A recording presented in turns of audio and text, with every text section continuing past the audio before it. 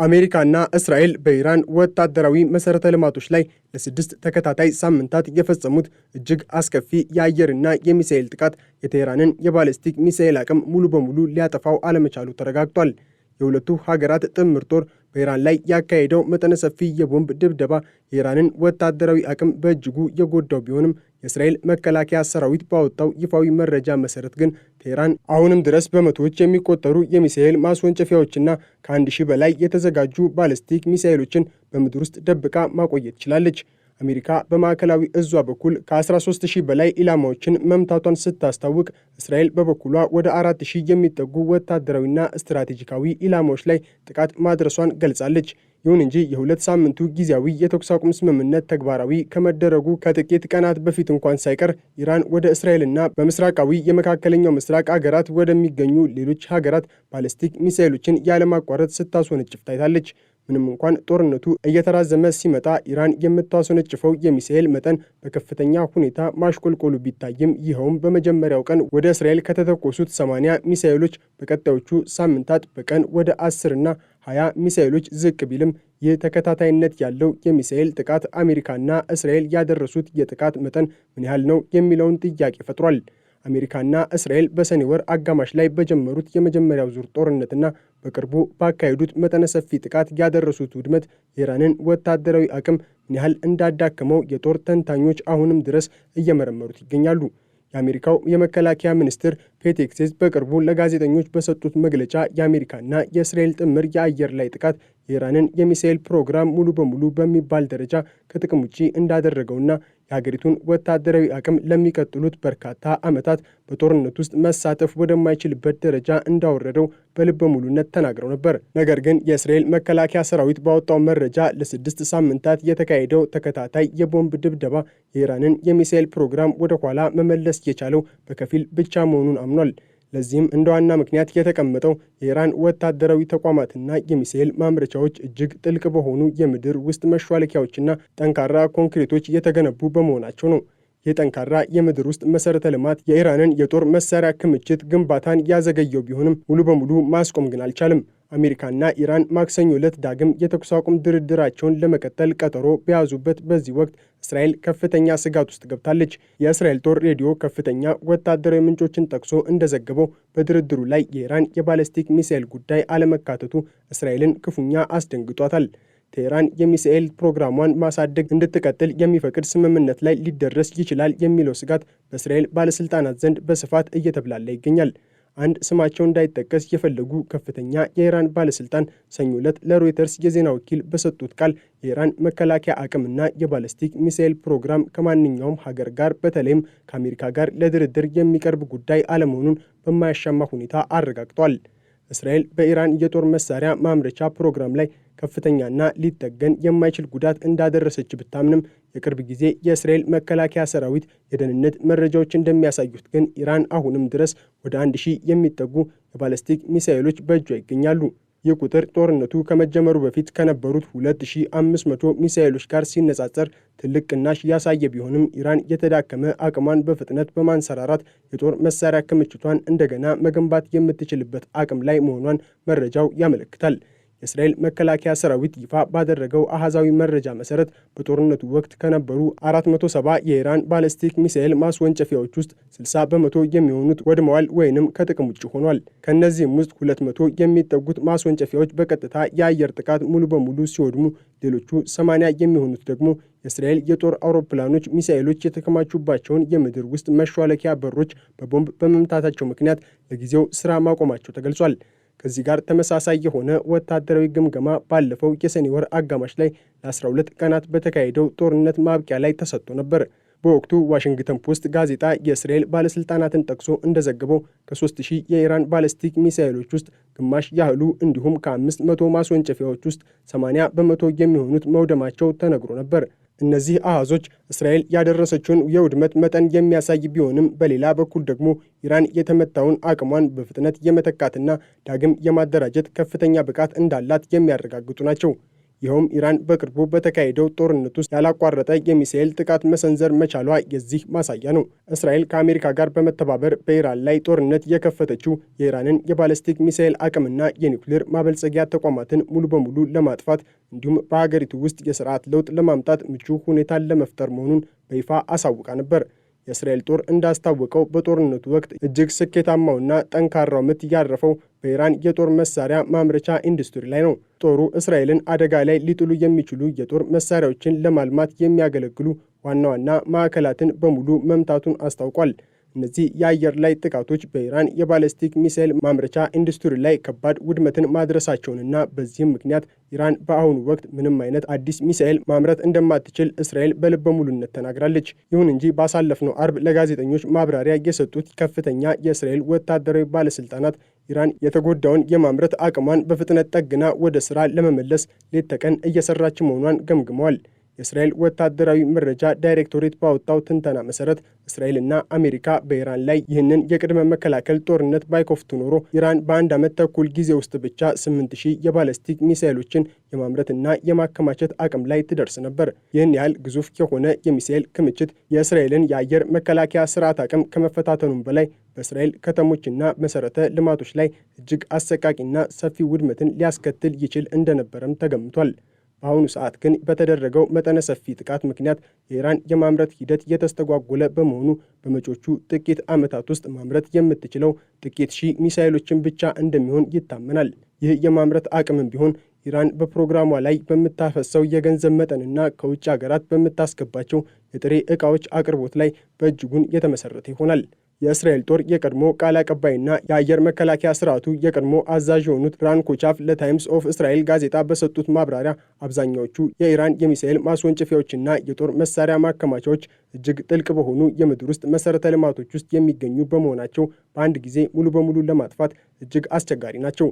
በዚህም ምክንያት የእስራኤል አየር ኃይል ማዕከሎቹን ለማጥፋት የመሿለኪያዎቹን መግቢያ በሮች በቦምብ በመምታት መሳሪያዎቹን ከውስጥ ዘግቶ የማስቀረት ስልት እንደሚጠቀም አስረድተዋል። ሆኖም ይህ ስልት ዘላቂ መፍትሄ አለመሆኑን በአሜሪካ የብሔራዊ ደህንነት ተቋም ተመራማሪዎች ቡድን አባል የሆኑት ጆናታን ሩህ ገልጸዋል። እርሳቸው እንዳሉት የምድር ውስጥ ተቋማት መግቢያዎችን መምታት ስራን ለማስተጓጎል ጥሩ ዘዴ ቢሆንም ውጤቱ ግን ጊዜያዊ ነው። ኢራን ቀድሞውንም ከደረሰባት ጥቃት በፍጥነት እያገገመች መሆኗን ጠቁመዋል። ሲኤንኤን የዜና አውታር በኢራን እስላማዊ አብዮታዊ ዘብ የምድር ውስጥ ወታደራዊ ሰፈሮች ላይ ያደረገው ጥልቅ ምርመራ ይህንኑ ያረጋግጣል። በኢራን ተራራማ አካባቢዎች በጥልቀት የተገነቡትን እነዚህን ተቋማት የሳተላይት ምስሎችን በመጠቀም የተደረገው ምርመራ አሜሪካና እስራኤል ያደረሱት አብዛኛው ጥቃት ያነጣጠረው በተቋማቱ መግቢያና መውጫ በሮች ላይ መሆኑን አረጋግጧል። የዜና አውታሩ ከመረመራቸው 27 የመሿለኪያ በሮች ውስጥ 77 በመቶ የሚሆኑት በጥቃት መመታታቸው ተረጋግጧል። ነገር ግን በአብዛኛዎቹ ቦታዎች ኢራን በተመቱት በሮች ላይ የተከመረውን ፍርስራሽ በ48 ሰዓታት ውስጥ ብቻ በማንሳት ቦታዎቹን መልሳ ስታጸዳ በሳተላይት ምስሎች መታየቱ አስገራሚ ሆኗል። የኒውዮርክ ታይምስ ጋዜጣም የአሜሪካን የደህንነት መረጃዎችን ዋቢ በማድረግ ይህንኑ ዘገባ ያጠናቀረ ሲሆን የኢራን ወታደራዊ ሰራተኞች በቦምብ የተመቱትን የምድር ውስጥ የሚሳኤል ማከማቻዎችን ፍርስራሾች በፍጥነት በመቆፈር በጥቂት ሰዓታት ውስጥ ብቻ ተቋማቱን ወደ ስራ ሲመልሱ መታየታቸውን ዘግቧል። የሁለት ሳምንቱ የተኩስ አቁም ስምምነት ተግባራዊ ከሆነም በኋላ ቢሆን ይህ የመጠገንና ዳግም የማደራጀት ስራ ተጠናክሮ መቀጠሉ ተገልጿል። ይህ በእንዲህ እንዳለ በአካባቢው ያለው ወቅታዊ ሁኔታ ጦርነቱ ሊያበቃ የሚችልበት ወሳኝ ምዕራፍ ላይ እንደሚገኝ የሚያሳዩ ናቸው። የሁሉም ወገኖች ቀዳሚና አስቸኳይ ትኩረት ሊሆን የሚገባው ጦርነቱ ዳግም እንዳያገረሽ በማንኛውም መንገድ መከላከል ነው። ቻይናም ይህንኑ አቋም በማንጸባረቅ የሚመለከታቸው አካላት አለመግባባቶችን በፖለቲካዊና ዲፕሎማሲያዊ መንገዶች ለመፍታት የሚያደርጉትን ጥረት ሙሉ በሙሉ እንደምትደግፍ አስታውቃለች። የዚህ ጥረት ዋና ግብ ሙሉና ዘላቂ የሆነ የተኩስ አቁም ስምምነት ላይ መድረስ እንዲሁም የመካከለኛው ምስራቅንና የባህረ ሰላጤውን ቀጠና ሰላማዊና የተረጋጋ ማድረግ ነው። ቻይና የሀገሪቱ ፕሬዝዳንት ሺጂንፒንግ ያቀረቡትን ባለ 4 ነጥብ የሰላም ሀሳብ መሰረት በማድረግ ከዓለም አቀፍ ማህበረሰብ ጋር በመተባበር ንቁና ገንቢ ሚናን ለመጫወት ዝግጁ መሆኗን አስታውቃለች። ቻይና በአቋሟ ላይ ያላትን ጽናት በተደጋጋሚ የገለጸች ሲሆን ኃላፊነት እንደሚሰማት ታላቅ ሀገር ዓለም አቀፍ ግዴታዎቿን በመወጣት ረገድ ሁልጊዜም አርአያ ሆና መቆየቷን አረጋግጣለች። ከዚሁ ጋር በተያያዘም ቻይና የአንድ ቻይና ፖሊሲን ለሚደግፉ ሀገራት ያላትን አድናቆት የገለጸች ሲሆን ይህ ፖሊሲ ከዓለም አቀፉ ሕግና ዓለም አቀፍ ግንኙነቶችን ከሚመሩት መሰረታዊ መርሆች ጋር ሙሉ በሙሉ የሚጣጣም መሆኑን አስረድታለች። በዓለም ላይ የሪፐብሊክ ኦፍ ቻይና ፕሬዝዳንት የሚባል ነገር እንደሌለና ይህንን ሐሰተኛ ማዕረግ የሚጠቀም ማንኛውም አካል ታሪክን የሚቃረንና በራሱ ላይ ውርደትን የሚጋብዝ መሆኑን አስጠንቅቃለች።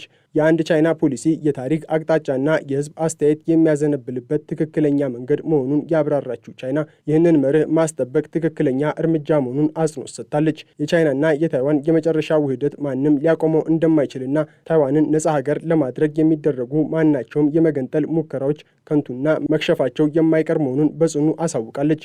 በተመሳሳይ ሁኔታ ቻይና በጃፓን መንግስት ላይ ከፍተኛ ትችትን ሰንዝራለች። ጃፓን ከያሱኩኒ የጦርነት መታሰቢያ ጋር በተያያዘ የምታሳያቸው አሉታዊ እንቅስቃሴዎች በዓለም አቀፍ ፍትህ ላይ የተሰነዘሩ ግልጽ ትንኮሳዎችና የሰውን ልጅ ሕሊና የሚፈታተኑ ድርጊቶች መሆናቸውን ቻይና አስታውቃለች። በዚህም ቻይና ከፍተኛ ቁጣዋን የገለጸች ሲሆን ድርጊቱን በጽኑ አውግዘዋለች።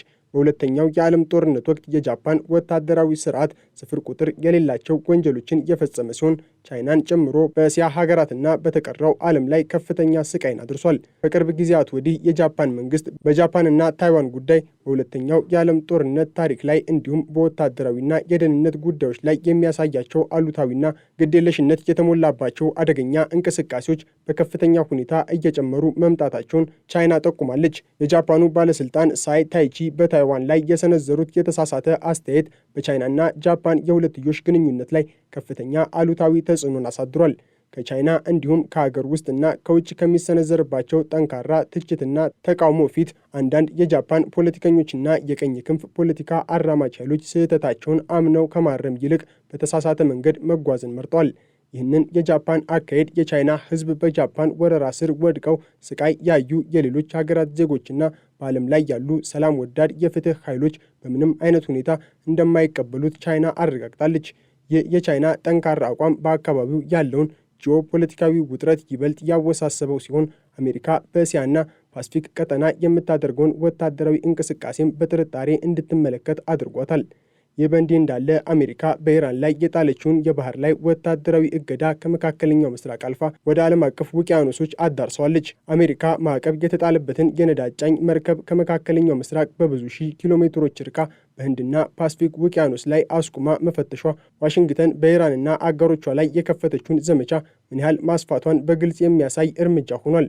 የአሜሪካ የጦር ኃይሎች በህንድና ፓሲፊክ እዝ ስር በመሆን ኤምቲ ቲፋኒ የተባለችውንና የትኛውንም ሀገር ሰንደቅ ዓላማ የማታውለበልበውን ማዕቀብ የተጣለባት መርከብ ሌሊቱን በድንገት በመውረር መፈተሻቸውን ፔንታጎን አስታውቋል። አሜሪካ ባወጣችው ይፋዊ መግለጫ መሰረት በህገወጥ መንገድ የሚንቀሳቀሱ መረቦችን ለማስተጓጎልና ለኢራን የቁሳቁስ ድጋፍ የሚያደርጉ ማዕቀብ የተጣለባቸው መርከቦች በዓለም ላይ በማንኛውም ቦታ ለማስቆም ዓለም አቀፋዊ የባህር ላይ ህግ የማስከበር ዘመቻዋን እንደምትቀጥል አስታውቃለች። ዓለም አቀፍ የውሃ አካላት ማዕቀብ ለተጣለባቸው መርከቦች መደበቂያ ሊሆኑ አይችሉም ስትል አሜሪካ ጠንካራ ማስጠንቀቂያን አስተላልፋለች። አሜሪካ በህንድና ፓሲፊክ ውቅያኖሶች ላይ ይህንን እርምጃ በመውሰዷ የጦርነቱን ቀጠና ከተለመደውና ከታወጀው አካባቢ ወጥታ ወደ ዓለም አቀፍ ውሃዎች ማስፋቷ ተረጋግጧል። ይህ ድርጊት ስለ ግዛት ባለቤትነት፣ ስለ ውጥረቱ መባባስና በዓለም አቀፍ የባህር ላይ ንግድና ትራንስፖርት ላይ ስለሚፈጥረው አስፈሪ አዲስ ታሪክ በርካታ ጥያቄዎችን አስነስቷል።